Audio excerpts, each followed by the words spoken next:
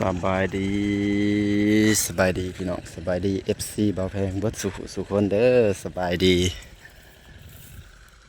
สบายดีทานผู้ส้มไถนาให้ใหญ่พี่น้องไถนาหยอดปีนี้เฮ็ดนาหยอดพี่น้องอืมนาให้ใหญ่พี่น้อง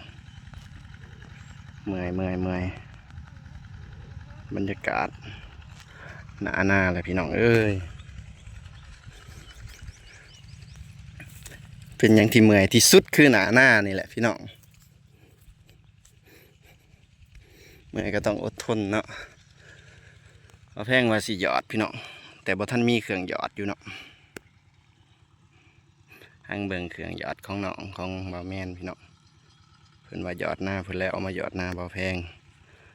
ก็อยากได้อยู่พี่น้องเอ้ยแต่บ่ท่านมีเงินซื้อจักเครื่องเท่าใดเครื่องหยอดนี่ดำเอาบ่ไหว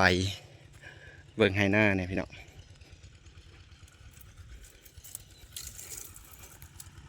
โอ้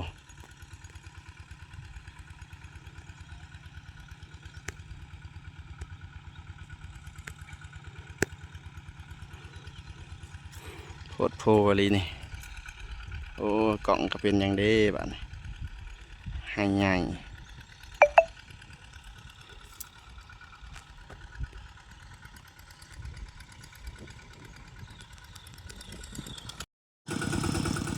หลังจากแล้วนะให้ใหญ่พี่น้องหายใจโล่งแหน่บาดนี่บ่าวแสงบ่าวแม่นมาซอยพี่น้องขอบใจน้องนุ่ง3 คนพี่น้องมือนี้เปลี่ยนกันเปลี่ยนกันออกแดดฮ้อนเมื่อยพี่น้องเอ้ยจังได้กระสูอะไรเนาะเกิดมาเป็นลูกเศร้าให้เศร้าหน้าเสียดในได้ขั้นโบเห็ดกับโบได้กินพี่น้องเอ้ยขึ้นฝนมาอีกแล้วเมฆลงต่ำขนาดพี่น้อง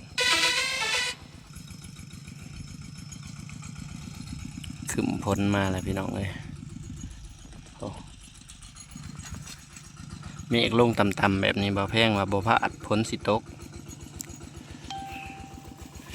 เปลี่ยนกันเปลี่ยนกันออก3 คน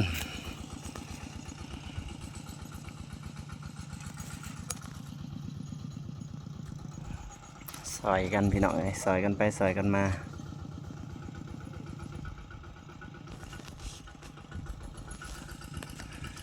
ตุกน้ำมันเตรียมพร้อม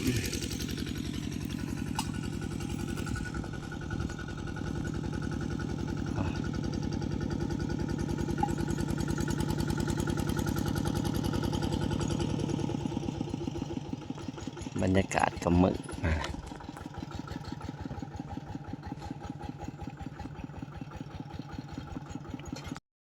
ไถพี่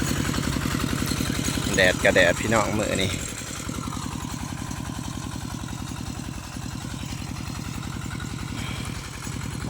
จักชิแหละจักไห้ฟังเบิ่ง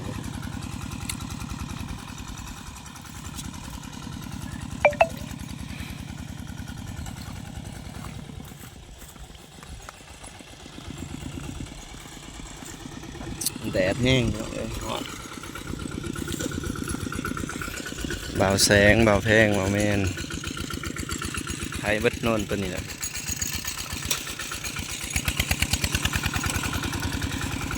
เมื่อยพี่น้องว่าจนสิบออกเสียง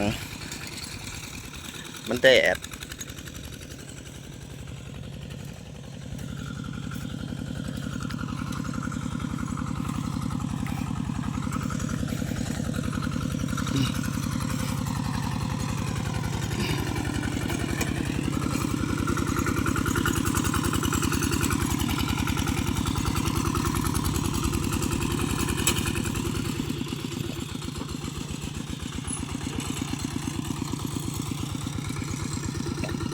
หอนอะไรอะเหรอ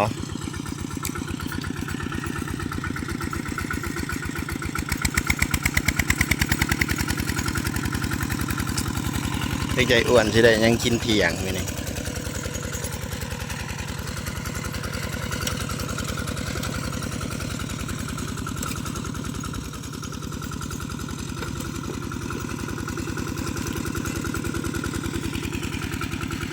เปลี่ยนกันที่ขับพี่น้องเอ้ย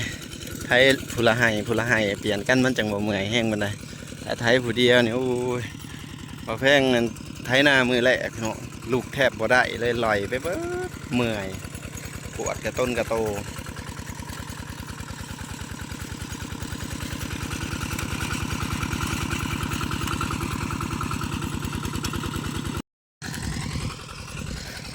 เดี๋ยวว่าแสงไทยแล้วก็ชิวเบาแพงต่อพี่น้องวันไก่สิแล้วให้นี่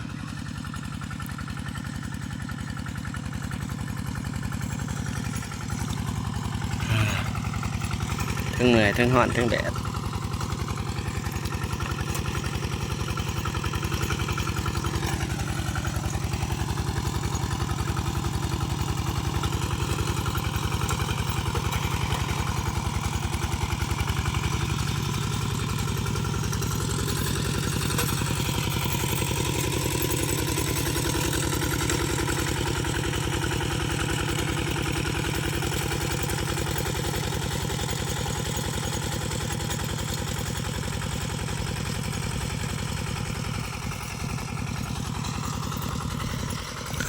ร้อนคักร้อนนี่พี่น้อง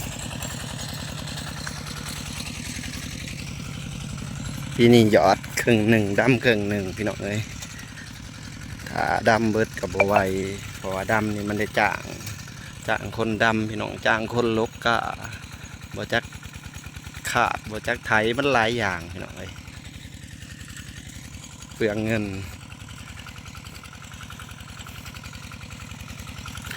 หยอดไข่แน่พี่น้องเอ้ยใส่เครื่องถ้ามีเครื่องหยอดเป็นของตัวเองแห้งก็สบายพี่น้อง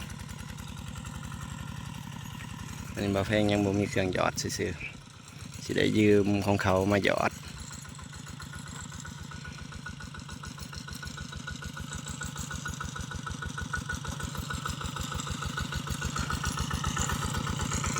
จักราคาเท่าใดเนาะพี่น้องเครื่องหยอดบ่แพงกับบ่ฮู้เพราะว่าบ่เคยหยอดพี่น้อง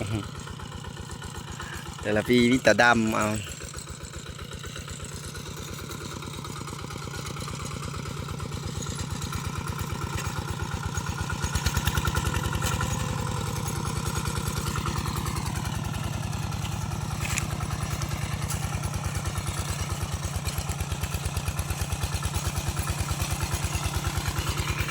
หอดคิวเบาแพงแบบไถหน้าก่อน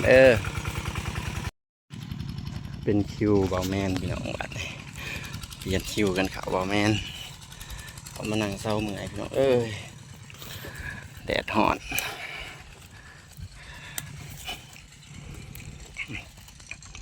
บ้านเบาแพงนี่กันหยอดเอานี่ ต้องไล่งัวไล่ควายตลอดพี่น้องงัวหลายควายหลายเนาะเพิ่นว่าเพิ่นบ่ได้ผูกผู้ได้หยอดเขาต้องไล่เอาเอง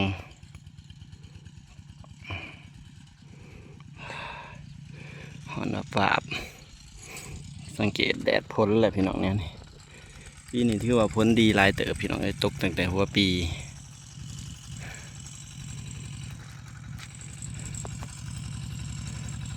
เมื่อยจนสั่นพี่น้องเมื่อยจนสั่นหยอก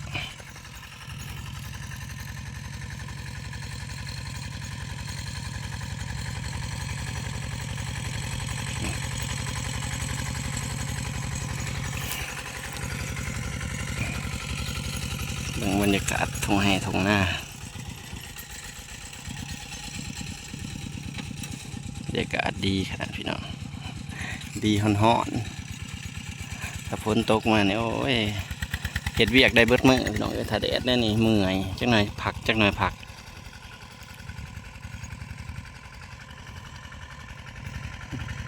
งัวกำลังลุดๆอยู่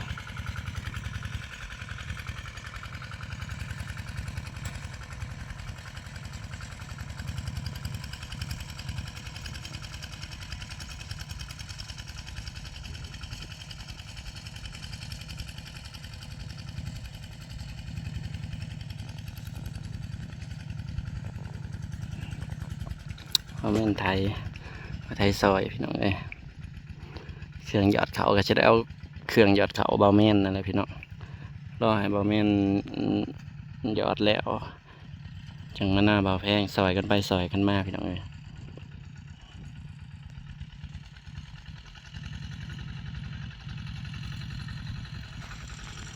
มือสั่นพี่น้องเมื่อยจนมือสั่นขอโทษขอไปหลายเด้อสั่นหยอกๆแยกๆ